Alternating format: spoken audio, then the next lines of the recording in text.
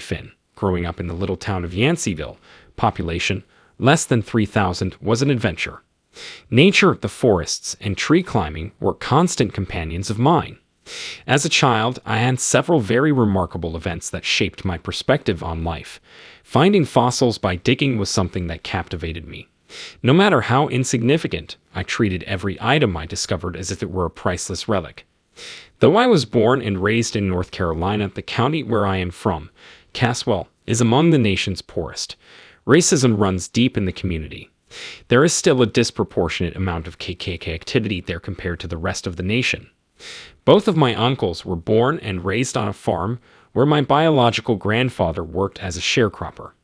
When you combine all of those factors, it sets the stage for numerous situations in which traumatized individuals continue unresolved and ignored. When you live in an area where white people are prevalent, you may notice that other people there express the same animosity you have. When you grow up, you hear it spoken over and over again. They're this way, or they're that way. It's ingrained in your daily life, from your home to your school to everything in between. Main Street is the busiest street in town, and I have personally witnessed the Ku Klux Klan marching along it on numerous occasions. People's anguish and rage have been plainly seen to me as everything has unfolded.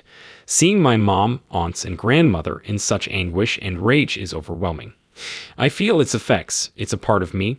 It does nothing but fuel your anger and validate all your negative thoughts. You seem to believe that generalizations about white people can be rationally stated, but that is clearly not the case. My time spent in preschool at Graves Chapel Church is among my first childhood memories. One of the instructors, Miss Mueller, was a white woman. While we were reading stories together during story time, I felt her unconditional affection. Other white folks showed real interest in me and made efforts to provide opportunities for me. When you keep telling yourself the same story over and again, you start to discount the positive aspects and focus on the negative. Their pessimism serves to bolster your story. None of the outliers are significant. Since you can only perceive things that fit the narrative, your entire life serves to validate your preconceived notions. For some reason, you just can't fathom the possibility that you could be mistaken. The difference is substantial. If the difference is genuine, then they are acting upon it. I was always on edge because that difference became such a big boogeyman. There was no time when I wasn't prepared to fight. Being in a constant state of anticipation for someone to utter anything insulting so that you can unleash your 400 years of anger on them is a surefire method to cause hypertension. Being stuck there all the time is awful. Nothing good happened to me since I didn't get to experience it. I was so unhappy. I hated college much more. Despite my intense spiritual quest for understanding, I felt justified in my rage and hatred. Everything was okay with the gods. There are gods of rage, gods of anger. It would be possible for me to accept my hatred as genuine even after I found spiritual and metaphysical justifications for it. Toxic or dysfunctional hatred never seemed to exist in my life, regardless of how much I sought spiritual or philosophical enlightenment, not even when physical symptoms of hatred began to manifest in my body. I sensed it. Nothing ever felt good for my body, and I couldn't eat either. Everything was a disturbance to my serenity, to the point that I stopped eating sometimes. It was my digestive system that I had ruined. I was coping with hypertension that had not been treated. On rare occasions, I would take my blood pressure reading and find that it was 224/190. I continued with my day as usual, completely disregarding the signals my body was sending me.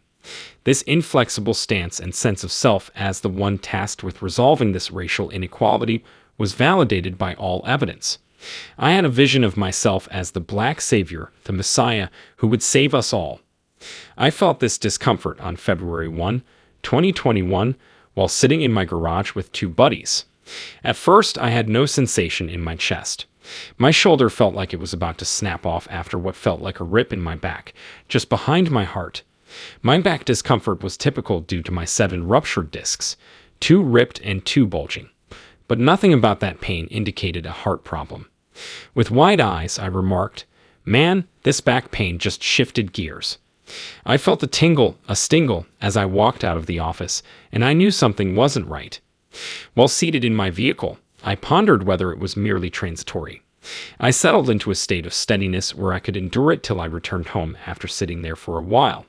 The fluttering, stinging, and other sensations persisted even after I arrived home in my car. At last, I'm experiencing it emotionally. While my son's mom, Trish, is at home on the clock, I ring her up and tell her, I'm thinking I need to go to the emergency room.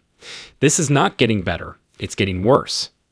My breath is coming out in gasps as we're driving. I feel as though I'm being squeezed to death. I'm trying to maintain consciousness by inhaling deeply. I feel a little dizzy as I make my way up to the emergency room when we arrive. I'm put to sleep nearly as soon as I am placed on the trolley. You know how people claim you're hallucinating. I always try to remember to mention this. The problem was that I blacked out before ever reaching the room where they were operating on me. I don't think I'm dead. I'm staring down at the bed as if I were looking up at the ceiling, and all I can see is the spot where the people were. They resembled tiny dots, like stars in the night sky. In that condition, I could make sense of what was happening, but I have no idea how to convey that clarity to my rational mind. My viewpoint changed, and I found myself gazing down from above as soon as I noticed the darkness and the dots representing the people. The room's arrangement was visible to me. Their whereabouts were revealed to me. They remained in the same positions as when they pushed me in, but I could make out their locations, including a woman in the room's corner. She appeared genuinely distressed by the prospect of my death, cradling her face. That was one of the things that troubled me the most when I first detached from my physical form. I thought, what in the world is she sad for? This is so beautiful. This is so perfect. I'm not hurting. I'm not confused. That guy is dead. But I'm alive. This is beautiful. That proves, at least to me, that it wasn't a delusion. Everything I know now I picked up when I was dead. When I opened my eyes, I could still see everything that was happening to me at the time. When I was fully present, my consciousness did not discriminate between my physical and non-physical experiences. There was a constant stream of new information. There were a lot of things I understood once I did glance down and depart my body. I had a string of realizations like, he's dead. His body's dead. The mind is dead. The ego is dead. Following that, I asked myself, what's left? What am I? The words light, energy, soul, spirit, awareness poured in like a torrent. It seemed more like a cacophony of voices than a mechanical stream of words, like I was describing everything to no one in particular. Energy permeated everything. There was an overwhelming sense of affection, and I was a vital cog in the wheel. To put it simply, I didn't feel disconnected from it. There was an immediate elucidation of all my concerns and observations. I had clarity throughout that procedure. Similar to a newborn experiencing a ah moment for every single item, I couldn't help but ask, what's that? What's that? What's that? I continued to marvel at everything I saw, as if I were a little child, and went from one thing to another. There was no recollection of this human encounter to which I was making reference. It wasn't a mind at all. Rather, it was a consciousness that was seeing these things and assimilating them immediately. Thus, I am keeping tabs on everything. As I watch, the woman holds her face, her expression one of grief at my impending death. As soon as I start paying attention to something, I casually shift my focus to something else. Suddenly, I find myself in space. Nothing existed. There was no passageway. Just as I was starting to pay attention, I noticed what is commonly referred to as the light.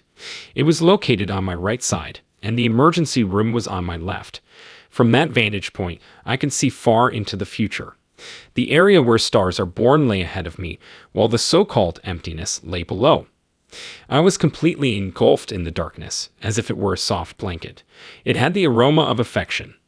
In that instant, being disembodied felt like love in every way. That was love. Love was the system in which I found myself, and I was a cog in its wheel.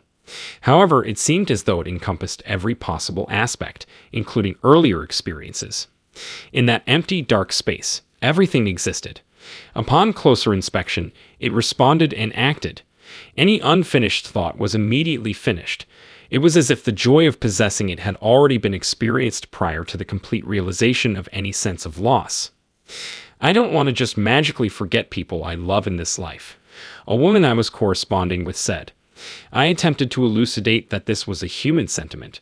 originating from a brain that possesses memory and is born into this world. You are no longer a human being with a memory-capable brain after you depart from this body. You're not only a physical manifestation of this event, you are an energetic component of it. Nothing or no one is missing. The infinite has left its mark on every facet of this encounter. Everything remains the same. Nothing fades or becomes unfeelable, making sure nothing is omitted. Outside of the body, you are more interwoven with the system than inside it.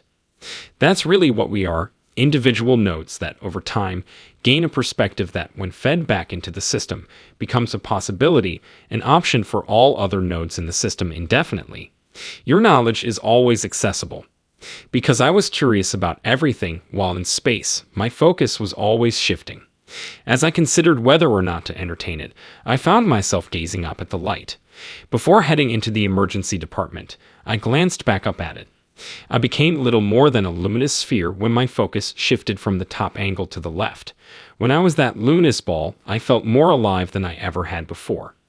In that condition, I had never felt more connected to the world around me. I realized that the agony, the bewilderment, and the identity issues had all faded away. We are all brilliance in the sky. These bodies are not who we are. The W of light seemed flawless to me. It was clear and unambiguous, and it wasn't humanized in a way that would make it cheer for a particular cause. It seemed detachment from the particulars of being human. It wasn't like, oh, you were a black activist, and you need to go back and hop in that body and get to the fight. It was more like, ah, you were in that body. Oh, that body's dead. Fighting stopped. We finished the fight. I really simply proceeded to watch everything. They kept defibrillating me as I watched. However, the most vivid image that lingers in my mind is the woman who was distressed by my death, clutching her face. If there was even a tiny bit of this encounter that let me down, it would have been the fact that I was utterly at a loss for words when I tried to convey my thoughts to her. I was unable to say, no, don't be sad. This is beautiful. My back's not hurting. I'm not confused about what's happening. This is beautiful. This is the most alive that I've ever felt. Some of the individuals surrounding me who were helping with the CPR seemed robotic. They were merely carrying out their duties. They weren't invested emotionally, and I could sense it. However, one individual was actually experiencing it up front, at an angle. It was as if he felt personally responsible for my survival, and he despised the idea of my demise. That was something he hoped to avoid. It was something he preferred not to have to deal with. Looking for the woman, my first words out of consciousness were, "Are you okay?" Then I glanced up at the person on my right and repeated the question, but he interrupted me, saying, "No, you okay?" I was about to respond, "Feel what?" when someone on the right asked, "You didn't feel that." But then I glanced down and noticed a rubber pad in place of the defibrillator pads. Looking down, I noticed the depression caused by the defibrillator pads and thought, oh, you really were dead. At that moment, everything came crashing into my consciousness. Seeing the defibrillation pad brought back a memory of them doing it from above. When I looked down, it all came together. When he questioned, "You didn't feel that?" I responded, "I didn't feel anything." As I was passing away, I experienced zero agony and zero trauma.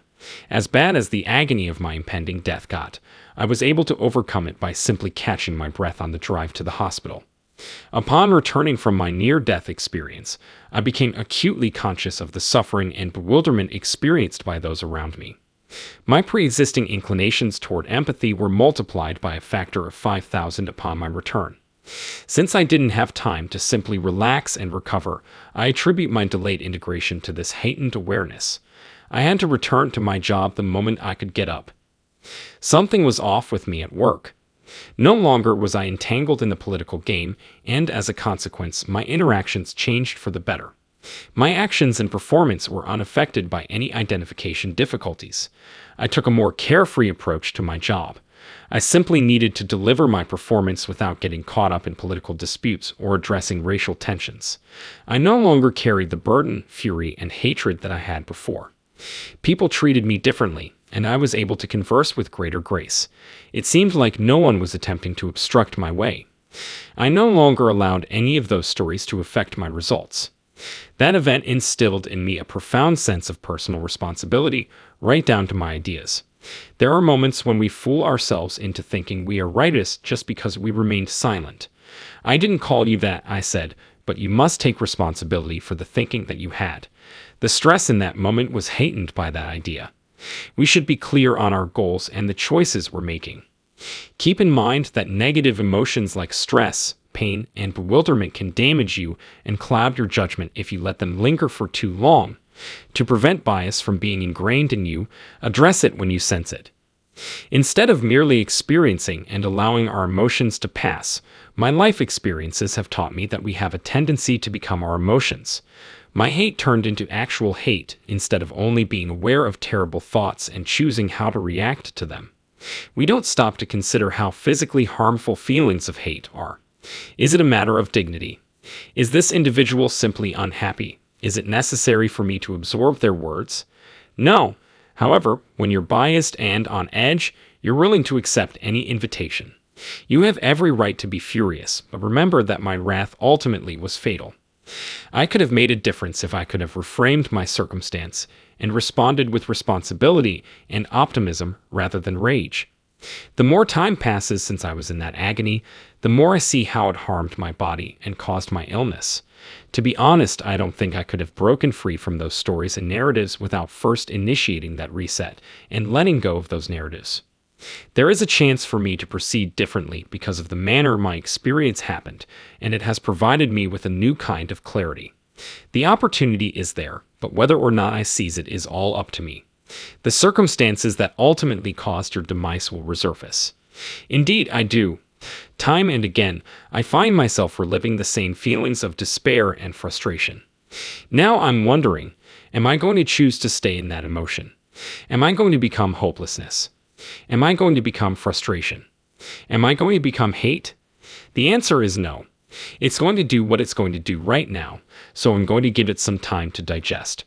Put it out of your mind and go on to the next option. All we're doing is having an experience, and it can go either way depending on the stories and narratives we let ourselves believe. All stories are just that, and you are under no obligation to select any particular stories. Everything you need to function is already here, but we aren't trained to respect that in the slightest.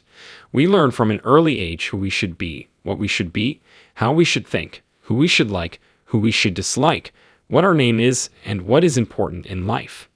We hear all this information, and yet we still expect individuals to grow into genuine humans when they've never really decided anything on their own. Because they are powerless to choose for themselves, they blindly accept the identities that those who love them have already prepared for them. Loving you, they are advising you to think this way because they believe it will work for you. They genuinely care that you're all right. It is ineffective, though. Observe our immediate environment. We are wasting